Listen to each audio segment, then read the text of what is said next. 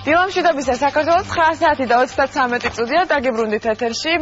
მათ განსაკუთრებით დაინტერესებს ჩვენი ეთერი დღეს, ვისაც ყავს მანქანა და ჯერ არ დაუზღვევია.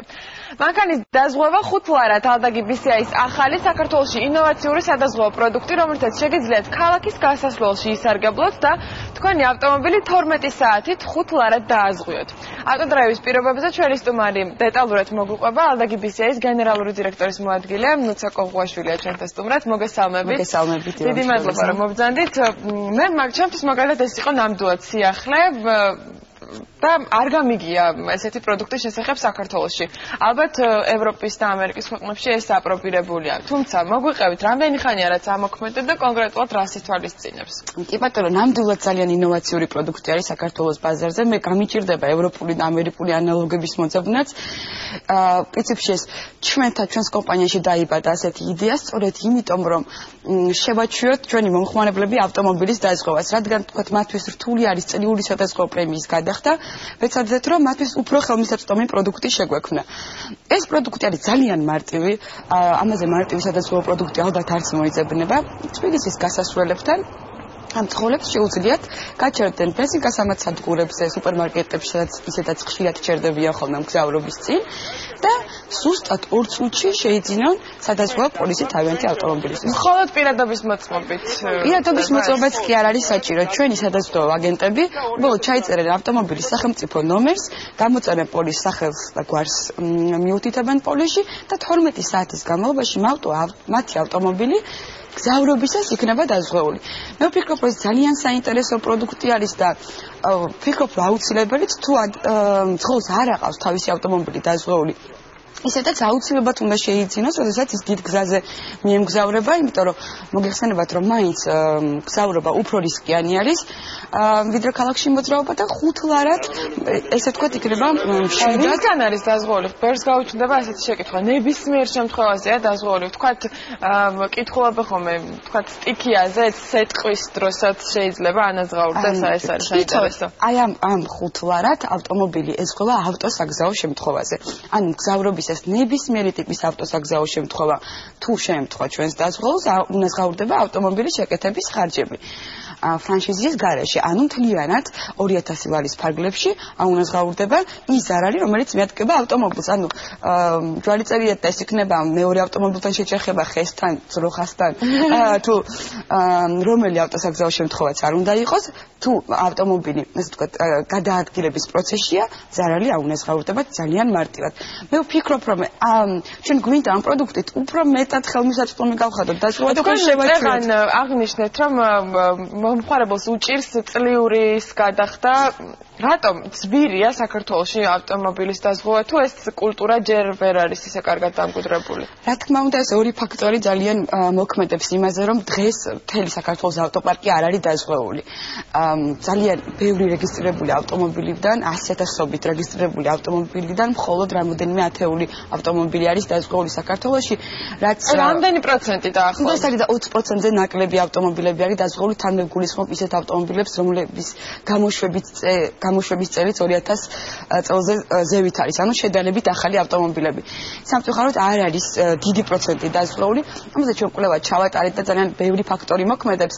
რა თქმა უნდა, არის ეს ფასის და პროდუქტის შეუსაბამობაც, ანუ უჭირს მომხმარებელს გადაიხადოს თანხა, თქვათ წლიური დაზღვევის საფასური, მაგრამ ერთი მნიშვნელოვანი ისეთი ქართული ფაქტორი მოქმედებს, რაც ძალიან აქტიურად ამოდიოდა კვლევაში, რომ ეს ჩვენი ქართველი მძღოლების თავდაჯერებულობა, რომ არ მოუვათ არაფერი. ანუ ჩვენ კარგად ვატარებთ ავტომობილს და არ შეგვემთხვევა ავტოსაგზაო შემთხვევა, თუ თქვათ ეს სხვა მოახდეს ამ შემთხვევას, ის ვალდებული იქნება აუნაზღაუროს. აი ეს ფაქტორი ძალიან ასე ვთქვათ ხელს უშლის დაზღვევის განვითარებას.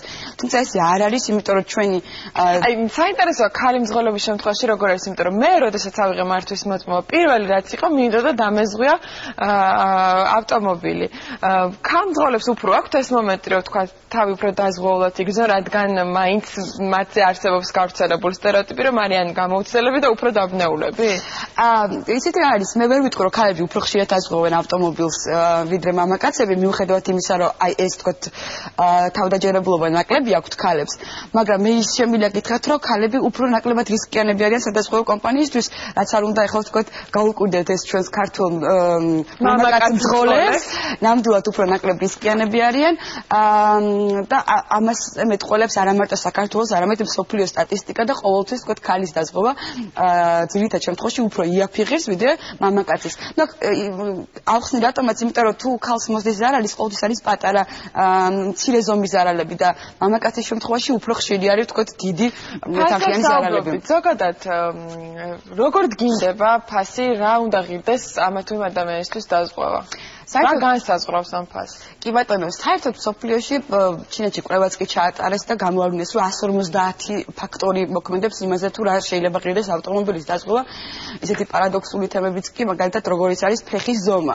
ანუ ამაზეც კი ყოფილა დამოკიდებული, რამდენად რისკიანი შეიძლება იყოს მძღოლი. ანუ რაც უფრო დიდი გაქვს ფეხი ჩინელ ადამიანს, მით უფრო დიდი დოზით აჭერ გაზს. ნუ რაღაცა ცოტა უცნაური არის კავშირები ამასთან დაკავშირებით, მაგრამ ამაზე ძალიან ვრცელი კვლევა ჩატარდა ჩინეთში, იმიტომ რომ დიდი ბაზარია. ბუნებრივია საქართველოში ფეხის ზომას არ ვითვალისწინებთ ავტომობილის დაზღვევისას, სულ რამოდენიმე ფაქტორი არის. პირველ რიგში ეს არის სქესი და კიდევ ერთხელ აგვნიშნო, რომ ქალბატონები უფრო იაფიღეს.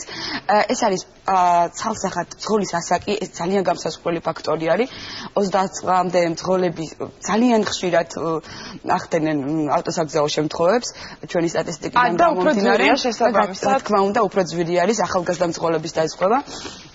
ვიდრე 30 წელს ზევით მძღოლების. ეს არის ავტომობილის გამოშვების წელი, მარკა და მოდელი. მინიმალური ასაკი რა არის, როდესაც აზღვევთ თქვენ? და თუ აქვს მნიშვნელობა მართვის მოწმობის სტაჟს, ანუ რამდენი წელია რაც მართვის?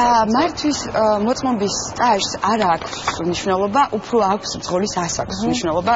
ჩვენს კომპანიაში ბუნებრივია შეიძლება სხვა სხვადასხვა კომპანიას სხვანაირი პრინციპით ჰქონდეს გამოანგარიშებული ავტოდაზღვევის ტარიფი, მაგრამ მინიმალური ასაკი არის 21 წელი ჩვენ კომპანიაში და აუცილებელია გქონდეს მართვის მოწმობა. ერთს ვიტყვი, რომ არ არის ისეთი ძვირი დაზღვევა, როგორც ესე გონიათ ხოლმე. ეს არის წლიური დაახლოებით 3-დან 6%-მდე ავტომობილის ღირებულების. რო აუხსნათ თქვენ მაყურებელს, თუ თქვენ $10,000 ღირს მისი ავტომობილი, მხოლოდ 3, 4 ან 5%-ის გადახდა მოუწევს წელიწადში, რომ მისი ავტომობილი ყველა რისკისგან იყოს დაზღვეული. საინტერესოა, ყველაზე ხშირად თქვენს კომპანიას რა ტიპის ზარალის ანაზღაურება უწევს? აი, ყველაზე ხშირი ინციდენტები რა არის მძღოლების შემთხვევაში? ჩვენდა საბედნიეროდ ქურდობა ძარცვა ყაჩაღობა ფაქტიურად უკვე აღარ ხდება, რამოდენიმე ერთეული შემთხვევა თუ შეიძლება დაფიქსირდეს წლის განმავლობაში, ბუნებრივია ყველაზე ხშირად არის ავტოსაგზაო შემთხვევები, მცირე ტიპის ავტოსაგზაო შემთხვევები, სადაც უფრო ხშირად მონაწილეობენ მამაკაცები. ძალიან დიდი მადლობა, მე ვფიქრობ, თქვენი ახალი სადაზღვევო პროდუქტით მოიხიბლებიან მძღოლები და ასე მაინც დაიწყებენ. ჩვენც იმედი გვაქვს და აუცილებლად იკითხონ თბილისის გასასვლელებთან ავტოდრაივი და შეიძინონ 5 ლარად გზის დაზღვევა. ძალიან დიდი მადლობა ჩვენ სტუმარს. ჩვენ კი უნდა გადავინაცვლოთ პაატა გულიაშვილთან.